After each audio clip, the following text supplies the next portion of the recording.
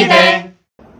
네, 오늘은 한국법무보호복지공단에서 실제로 근무하시고 계신 분들을 모셔서 한국법무보호복지공단에 대해 알아보는 시간 가져보도록 하겠습니다. 먼저 첫 번째로 숙식제공에서 일을 주고 계시는 이주훈 주임을 모셔서 얘기해보는 시간 가져보도록 하겠습니다. 안녕하세요. 안녕하세요. 네, 먼저 짧은 자기소개 부탁드립니다. 네, 안녕하세요. 법무보호복지공단 대전지구에서 숙식 제공 업무를 맡고 있는 이주훈 주임이라고 합니다. 자기소개 감사합니다. 첫 번째로 질문드릴 건 한국법무보호복지공단에 숙식 제공이라는 서비스가 운영되는 것으로 알고 있는데요. 이에 대한 자세한 설명 부탁드립니다. 숙식 제공 서비스는 가정 불안함, 요양보, 경제적 어려움 등으로 개인 사정으로 거주할 곳이 없는 보호 대상자분들을 대상으로 공단에서 운영하는 생활관의 진행하는 사업입니다. 네, 정말 이 서비스가 여러 사람들에게 필요할 것으로 예상이 되는데요. 이 숙식 제공 서비스를 받을 수 있는 기간은 어느 정도 될까요? 처음 입소하게 되면 30일간의 임시보호 기간을 거치게 됩니다. 30일 동안 생활하면서 생활관 거주 적절성을 관찰하게 되고요. 임시보호 기간이 종료되어 보호심사가 결정될 경우에는 최초 입소일로부터 6개월간 지낼 수 있게 됩니다. 그 이후에는 생활 태도나 아니면 저축, 본인이 근로활동 등 자립을 위한 활동들을 점수로 환산해서 연장 심사를 하게 되고요. 연장 신청은 최대 3회, 연장 횟수당 최대 6개월, 최장 2년간 생활할 수 있게 됩니다. 각 연장 신청마다 본인이 획득한 점수에 따라서 무조건 6개월 연장이 되는 건 아니고 연장 심사 시 받게 되는 점수에 따라서 그 기간을 못 채울 수 있습니다. 생활관에서 지내면 기간을 다 못 채우더라도 본인이 거주할 수 있는 거처를 마련하거나 아니면 생활관 규율을 지키지 않아 징계를 받게 되어 퇴소하게 되는 경우도 있습니다. 그래도 제 예상보다는 정말 오랜 시간 동안 이 복지공단에서 머무를 수 있네요. 그러면 이 서비스를 받기 위해서 상담 절차가 필요한 것으로 알고 있는데 이런 상담을 받으려면 어떻게 해야 되는지 절차 설명 부탁드립니다. 우선 보호 대상자분들이 찾아오게 되는 경우는 교도소 출소 전 대상자들 대상으로 저희 공단의 사업을 소개하는 사진 상담이라는 걸 하게 됩니다.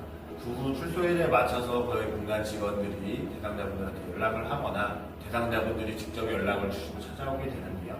그 외에도 교도소 보호관찰소 같은 육아기관에서 대상자들을 추천해 주시기도 합니다. 숙식 제공 사업을 신청하게 되면 입소 상담 및 신청서를 작성하게 되고요. 앞서 말씀드린 대로 30일간 임시 기간을 거쳐 생활관 입소 결정 여부를 결정하게 됩니다. 지금까지 한국법무보호복지공단에서 숙식 제공 서비스에 대해서 알아보았는데요. 이를 자세히 설명해 주신 이주훈 주임께 다시 한번 감사 인사의 말씀을 드립니다. 감사합니다. 네, 다음으로는 상담지원에서 근무하시고 계시는 윤봉규 계장님 모셔서 인터뷰 나눠보도록 하겠습니다. 네, 자기소개 부탁드립니다. 네, 저는 한국법무보호복지공단 대전지구에서 상담 업무를 담당하고 있는 윤봉규 계장이라고 합니다. 네, 자기소개 감사합니다. 한국법무보호복지공단에서는 숙식 서비스 이외에도 상담 서비스를 진행하는 것으로 알고 있는데요. 이 상담 서비스의 유형에는 어떤 것들이 있나요? 네, 상담 서비스는 크게 세 가지로 구분되어 있습니다. 첫 번째로 생활보충 상담, 두 번째로 심리치유 상담, 세 번째로 심리검사 이렇게 분류가 되어 있고요. 먼저 생활보충 상담을 설명드리겠습니다. 생활보충 상담은 개인 상담으로 생활 문제나 정서적 어려움을 호소하는 대상자에게 개별적으로 개입하여 문제 해결에 도움을 주는 과정입니다. 상담자와 내담자가 1대1로 다루기 때문에 자신의 문제를 공유하는데 두렵거나 수치스러운 내용을 신뢰관계에서 바탕으로 깊이 있게 다룰 수 있다는 장점이 있습니다. 또 생활보충 상담은 1대1 상담이다 보니까 개인정보나 또는 비밀 유지를 엄격하게 다루고 있어서 안전이 확보된 상담 공간이다라고 설명드릴 수 있겠습니다. 다음으로는 심리치유 상담인데요. 2명 이상의 대상자로 구성된 상담을 심리치유 상담이라고 합니다. 흔히들 집단 상담이라고 생각하시면 됩니다. 심리치유 상담은 자신과 비슷한 어려움을 호소하는 대상자가 모여서 개인 상담보다 편안한 분위기에서 여러 문제를 다룰 수 있다는 장점이 있습니다.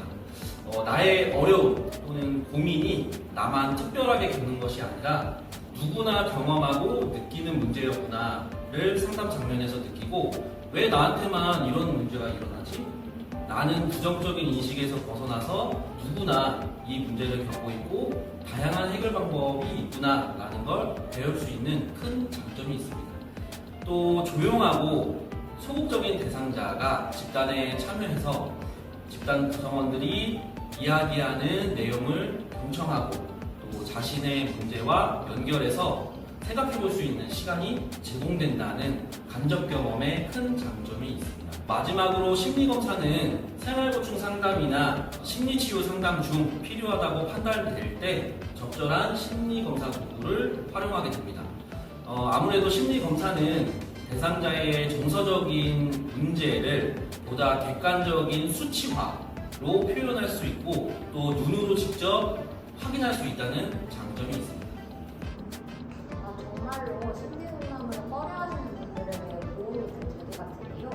이런 상담 지원을 받기 위해 필요한 절차나 준비사항은 무엇이 있을까요? 법무보호 대상자라면 누구나 상담을 신청할 수 있습니다. 또한 대상자뿐 아니라 대상자의 배우자, 자녀 등 가족 구성원도 상담 신청이 가능합니다. 상담은 접수, 초기 상담, 그리고 보호 심사, 그리고 상담 지원 이런 절차로 진행이 되게 되는데요. 먼저 상담을 접수하게 되면 초기 상담을 진행하게 됩니다. 상담을 신청한 목적이나 호소하고 있는 문제가 무엇인지 확인을 하고 이 문제가 생활지도 측면으로 개입을 해야 될지 또는 전문 상담을 진행해야 될지 또는 전문의의 도움을 받는 치료 차원의 개입을 해야 될지 서비스 수준을 먼저 파악하게 됩니다. 이후 심사를 통해서 보고 결정이 되면 상담을 진행하게 됩니다. 상담 대상자가 되면 그 이후에는 실질적으로 상담 서비스가 이루어지게 될 텐데요. 이 상담 서비스는 어떤 방식으로 진행되는지 혹은 이루어지는지에 대해서 여쭤보고 싶습니다. 상담 지원 서비스는 많이 알고 계신 대면 상담이 주를 이루고요. 그 다음에는 온라인 상담 또는 유선 상담이 진행되게 됩니다. 상담을 진행하게 되면 대면 상담을 기본으로 제공하게 됩니다. 상담은 이제 언어로만 상호작용하는 것이 아니라 직접 앞에 상담자와 내담자가 대면해서 움직이는 행동 패턴 또는 내담자가 모르는 반복적인 습관들을 눈으로 상담자가 확인해서 그 정보를 다양하게 수집하고 상담을 이끌어가기 때문에 대면 상담을 반드시 진행하는 것이 좋습니다. 만약에 대면 상담, 방문이 어려운 근로나 건강 상태 등의 이유로 부득이 대면 상담이 어렵게 된다면 그런 대상자들은 저희가 초기 상담 이후에 유선 상담으로 진행하게 되고 또 전화 통화뿐만 아니고 더 시간적인 제약이 있는 대상자는 온라인 상담으로도 진행을 합니다. 유선 상담은 시간이나 공간 제약이 대면 상담보다 덜하기 때문에 자유롭고 대상자의 육성에 집중할 수 있어서 대상자의 숨소리라든지 단어를 반복하는 것들도 캐치할 수 있는 장점이 있어서 그런 부분은 또 다른 또 장점 중에 하나다라고 설명을 할 수 있을 것 같고요. 온라인 상담은 호소 내용이나 문제를 문장으로 작성해서 전달을 하기 때문에 그 전달된 내용을 보고 상담자도 어느 정도 추측을 해서 답변을 달게 됩니다. 그래서 가장 쉽고 접근하기 쉬운 장점이 있는 반면에 단점으로는 문장으로만 이해를 해야 되기 때문에 조금 상담 효과는 대면 상담이나 유선 상담보다는 조금 효과가 낮다고 설명드릴 수 있겠습니다. 정말로 상담 서비스 방식이 다양한 걸 알 수 있네요. 지금까지 상담 서비스의 요약에 대해서 자세히 노무부 기자님께서 설명해 주셨는데요. 이 인터뷰에 응해주셔서 정말로 다시 한번 감사의 말씀을 드리겠습니다. 감사합니다. 네, 마지막으로 취업지원에서 근무하시고 계시는 박상묘 계장님 모셔서 인터뷰 나눠보도록 하겠습니다. 안녕하세요. 안녕하십니까. 자기소개 부탁드립니다. 네, 저는 지금 한국법무보호국중단 대전지부에서 취업지원 업무를 맡고 있는 박상영 기자입니다. 첫 번째 질문 드리겠습니다. 한국법무보호국중단의 취업지원 프로그램에는 어떤 것들이 있나요? 네, 지금 공단에서 실시하고 있는 취업지원 사업은 크게 일반 직업훈련, 그리고 허브 일자리 지원 프로그램, 그리고 창업지원 이렇게 크게 세 가지로 나눌 수 있습니다. 특히 제가 지금 담당하고 있는 허브 일자리 지원 프로그램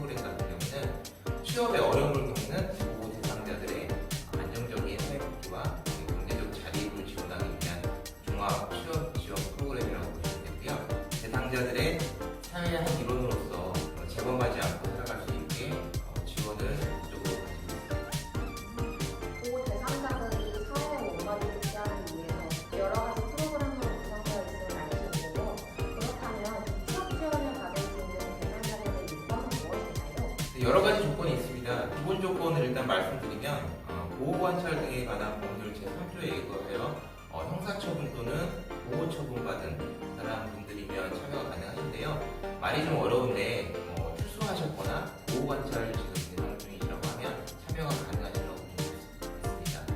그리고 저희가 이제 취업 지원 사업이고 아무래도 취업을 목적으로 하는 사업이다 보니까 나이 제한이 있고요. 그리고 기본적인 고용보험 가입이나 또는 사업자 등록증을 보유하신 분들 같은 경우에는 조건에 따라서 참여가 제한되실 수 있습니다. 네, 박수환 대장님께서 말씀하신 이것뿐만 아니라 더 여러 가지 자세한 요건들이 있으니 자세한 상담은 대면에 오셔서 상담해 주시기 바랍니다. 마지막으로 취업 지원 과정에서 제공하는 구체적인 서비스에는 어떤 것들이 있을까요? 네, 일단 취업 지원 사업에서 저희가 지원해드리는 단계 총 4단계로 나뉘었을 텐데요. 제가 설명드린 4단계는 아까 말씀드린 허그 일자리 지원 사업에 대한 설명이라고 들으시면 될 것 같아요. 1단계 취업 설계 단계, 2단계 직업훈련 단계, 3단계 취업 지원 단계, 그리고 4단계 사후 관리 단계로 나뉘어있고요. 1단계 취업 설계 단계에는 그 대상자분들의 개별 상담이나 집단 상담, 직업 심리 검사 등을 통해서 진로 계획을 세우는 단계라고 보시면 될 것 같고요. 2단계 직업훈련 단계는 취업 설계를 통해서 그분들에게 필요한 직업훈련이나 자격증 과정에 대한 교육비 지원 및 직업훈련을 지원해드리는 단계라고 보시면 될 것 같습니다. 3단계 취업 지원 단계는요.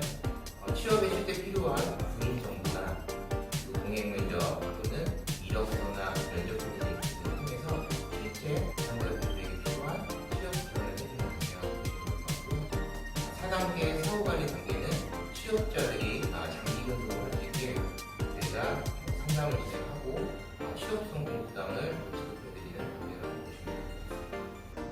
여러 단계로 서비스를 제공하고 있으니 필요하신 분들께서는 꼭 공단으로 와서 상담을 받아보시기를 바라겠습니다. 네, 지금까지 취업 지원 프로그램에 대해서 자세히 설명해주신 박상훈 선생님께 다시 한번 감사의 인사를 드리겠습니다. 인터뷰 응해주셔서 정말로 감사합니다. 네, 감사합니다. 지금까지 한국법무보호복지공단에 실제로 근무하시고 계신 분들을 모셔서 한국법무보호복지공단 지원 사업에 대해 알아보았는데요. 이 영상을 보시고 도움이 필요하신 분들은 꼭 공단으로 연락하시길 바라면서 한국법무보호복지공단에 대해 더 자세히 알아가셨으면 좋겠습니다. 지금까지 한국법무보호복지공단 대전지부 대학생위원회 이서영이었습니다. 감사합니다.